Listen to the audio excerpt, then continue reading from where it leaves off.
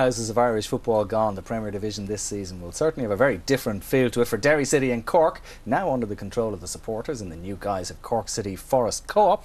Life goes on, but for the time being, that life is in the First Division. They met at the Brandywell this weekend, and our soccer correspondent Tony O'Donoghue was there. Bridge over troubled waters on Foyle side, two of the island's biggest football clubs finding themselves in deep trouble. Derry and Cork have a lot in common, both fiercely proud second cities in the shadow of Belfast and Dublin, and each with their own wonderful football history. And this tale of two cities took a remarkable twist recently when both clubs went under in traumatic circumstances. But now they're both back and ready to fight another day. Felix Healy with a shot, and the post saves Benfica. And it's there!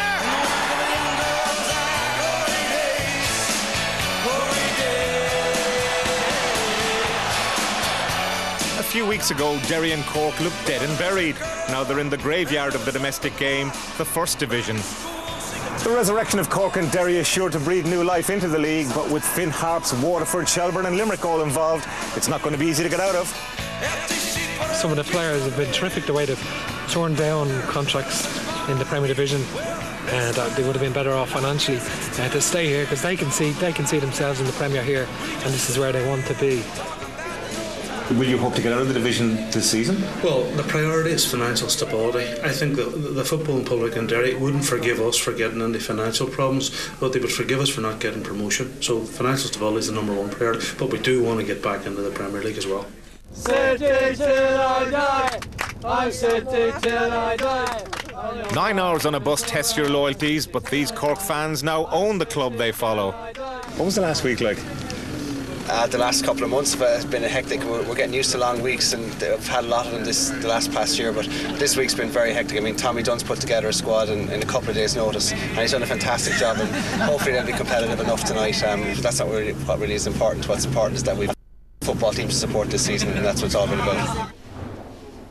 Just make sure that when you leave this ground, you're left with your head held high, alright? Because at the end of it all, you're Cork City. Just 13 players in the Forest squad, many of them new to League of Ireland. A terrifying prospect, surely. Coming to the Brandywell is not a place that you want to be starting off a week into a job, less than a week to prepare. It's tough enough even if you had 2 or 3 months to prepare with a full squad. Teams come up here and don't really go away with too much, so it's a daunting task for us. Yes, exciting, but am I looking forward to it? I wouldn't really say I'm looking forward to it.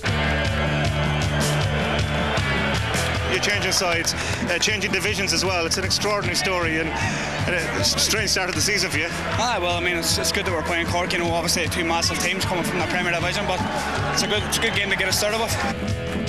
Bit of a strange one for you, I guess, having played for Derry and now in the First Division with Cork. Yeah, so what can we do? Still a game of football at the end of the day, Tony. So enjoy, you know, it's a big crowd here from Cork, big crowd from Derry, so let's get 3 points for Cork, hopefully, you know.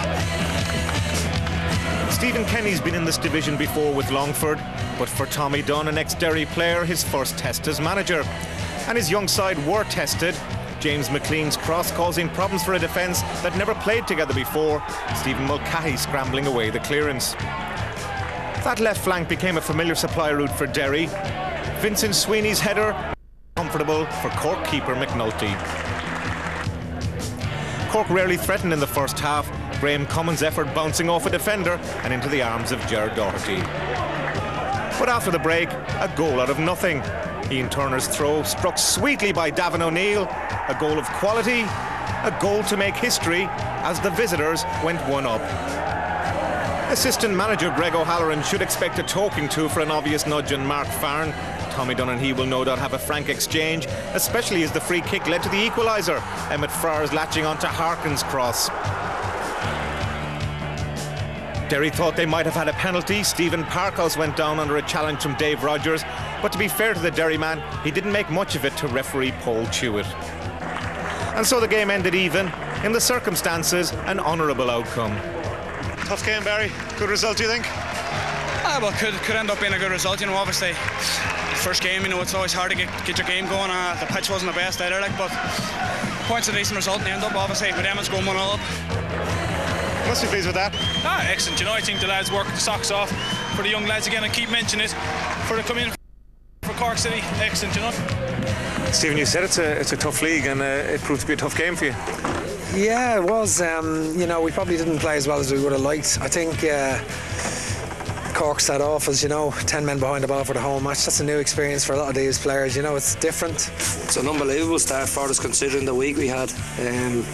We were lucky to get a team together. So start.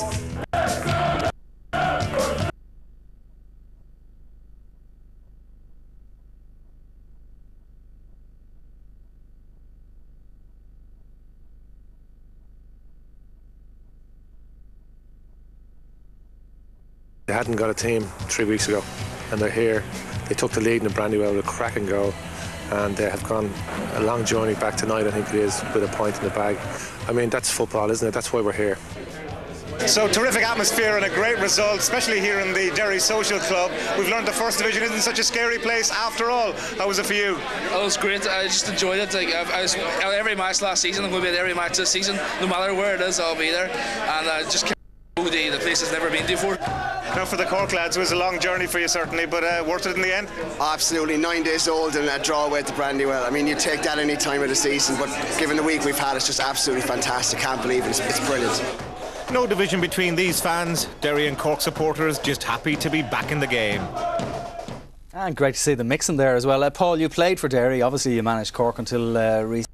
To see them both in the First Division? It certainly can. You know, unfortunately it wasn't for football reasons that they ended up there, but I think when you look around there, both teams, you watch the sprinkling of players, some very, very good experienced players, people who recognise them, and you know, I think everybody seemed to be happy. It seemed to be a decent game and a fantastic crowd, 3,500 at the game. So hopefully in Cork's case that they can get going again, and you know, it's under new management and the supporters seem like they have a good time. They own the club, and I think there seems to be a little bit more of that happening. You have it at Rovers where supporters own the club, and so it'll be interesting to see as the season goes on what happens. Damien, of course you managed in Cork as well. You know all about the passion of the supporters there and in Derry and I suppose everywhere, but you know, it's going to be a tough division to get out of, isn't it? Yes, it is, because the two clubs we're talking about are part of the very lifeblood of Irish professional soccer.